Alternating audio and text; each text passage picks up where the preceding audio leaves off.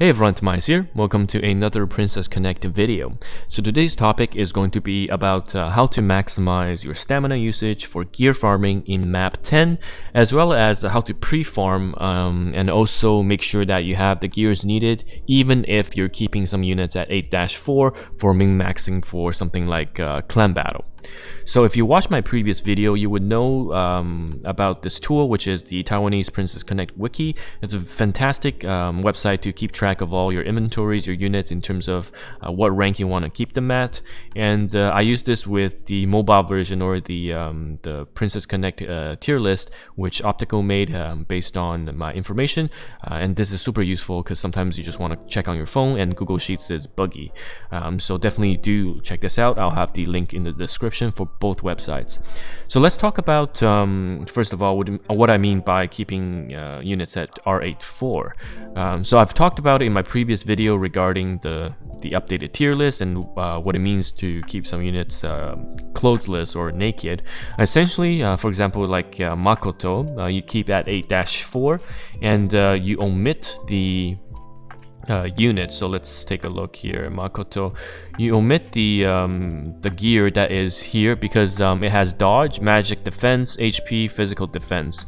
So it also has obviously physical attack, which is good, but these things that are defensive could also mess up with the UB timing. For example, if you're doing timelines, you would know that initially the Makoto first UB, there is a chance in the first clan battle to have it land under Mitsuki AoE debuff. However, it was very tight in terms of the timing, and I think you need to get critted. However, in the second CB, you were able to get the UB out before the Mitsuki AoE defense down expires. So if you equip this and we take a look into the next CB, there might be a chance that your defensive stats as well as your dodge makes it so that the Wyvern or whatever boss you're fighting screws up your UB timing, so you can be missing out on damage. Again, all of this is speculation based on past experience, so that's why I recommend you can keep this at its current stage where you don't equip this but do farm it,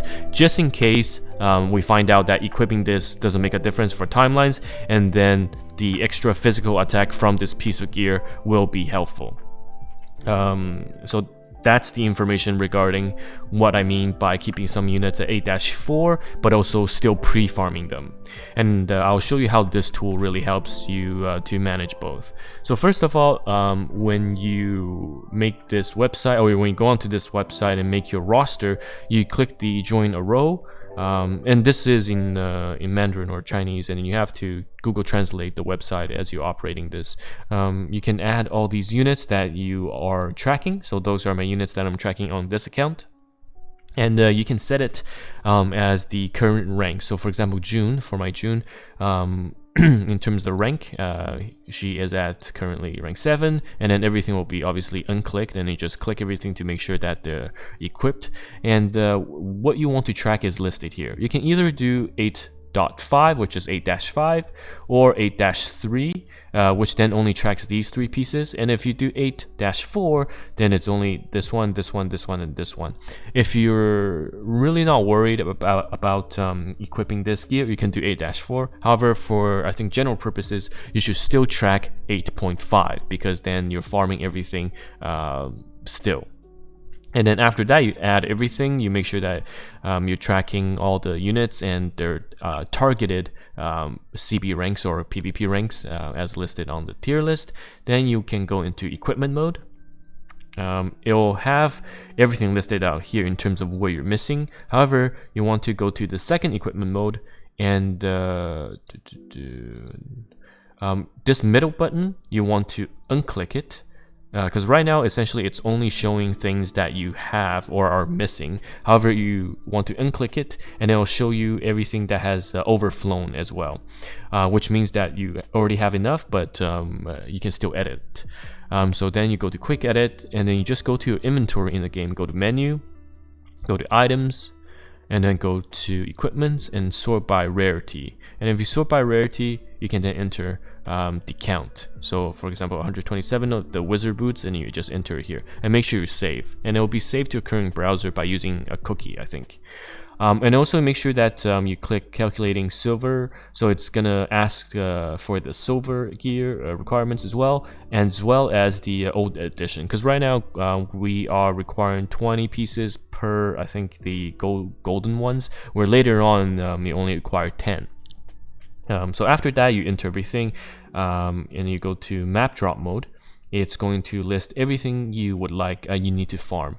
However, make sure you set the map cap to 10, otherwise it's gonna show you maps that are potentially later on with better drops for efficiency, which you may or may not have access to. So set the cap to 10 and then do all for every page, and then it'll show you what are the optimal maps to farm.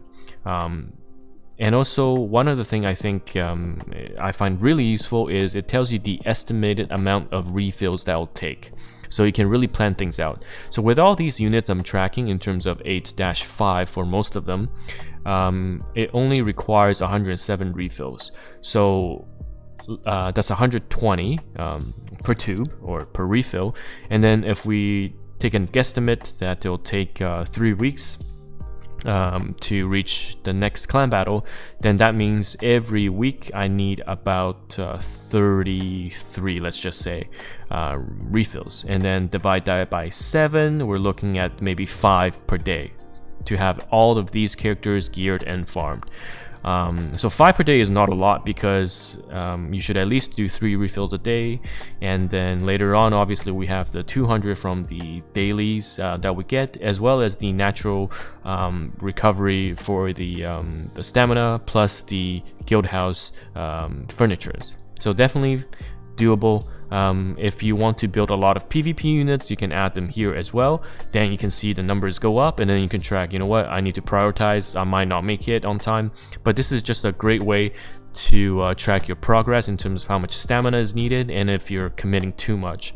And of course, when you're doing the farm, then what you want to do is you can look at, let's say for example Makoto here, you know what, this is the 4-piece, and again, because it has a lot of tankiness involved, however, it also gives TP regen plus physical attack. You definitely want to pre-farm this. I think in the end we'll still end up min-maxing and equip this gear, but however, you just want to make sure that because after you equip it you cannot go back, so make sure you pre-farm this, and then when you're doing your timeline testing, if it's better to have this equipped, then equip it.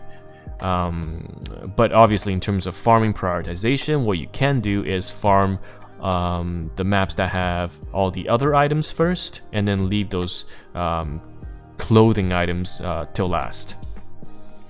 So anyhow, that is a quick rundown of how to use this tool. I've been using it since day one on the CN server, and I've been using it also since day one on the global server. It's fantastic in terms of tracking your roster, what units you want to invest in, as well as the best way to optimize farm and give you a fair estimate of what it's looking like in terms of stamina requirements and how many refills you have to do.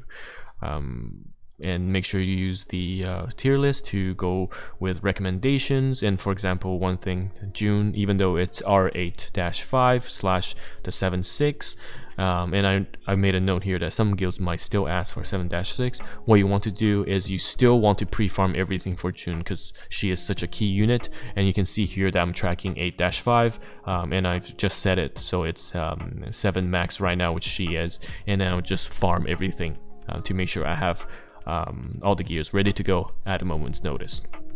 So if you have any questions, let me know. Later on, after everyone is caught up in terms of the gear farming, I'll also have another guide on some of the map 10 nodes that you should be farming if you have everything farmed, which means that, for example, we knew some blades were definitely a piece of gear that we should have been stocking on. For map 9, there are a few things like the necklace that we definitely will be needing on later, so it doesn't hurt after you farmed everything to spend some extra stamina pre-farming these. So anyhow, I'll keep this video short. I think it's probably already over 10 minutes, which is longer than my usual video, but if you have any questions, again, ask me and I'll be more than happy to answer.